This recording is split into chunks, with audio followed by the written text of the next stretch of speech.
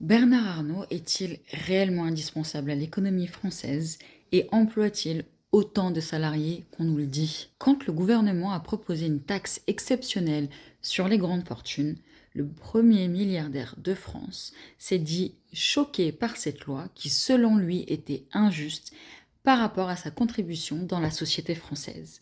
Alors on va un peu débunker tout ça. Bernard Arnault, c'est surtout LVMH, Christian Dior SE et Groupe Arnault, une société de holding.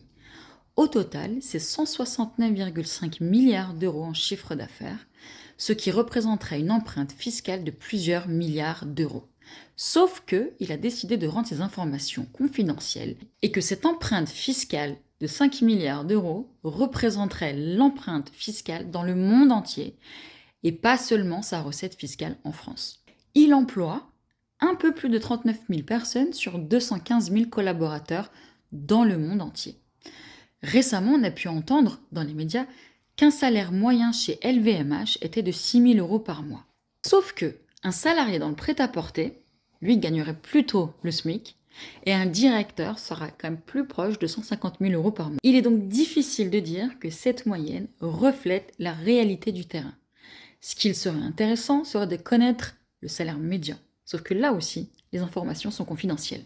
Il a construit tout son empire en rachetant Boussac en 1984 pour 1 franc symbolique, 15 centimes d'euros, et a bénéficié de plus de 1 milliard de francs en subventions, en échange de conserver les emplois. Chose qu'il n'a pas faite. Il a licencié au total plus de 20 000 personnes et il démantèlera la marque en l'espace de 3 ans. Il a ensuite racheté Christian Dior et c'est le commencement de l'histoire de son empire. En comparaison avec les TPE et les PME qui, elles, représentent 40% de recettes fiscales en France, Bernard Arnault, lui, représente moins de 1%. Au total, 300 millions d'euros.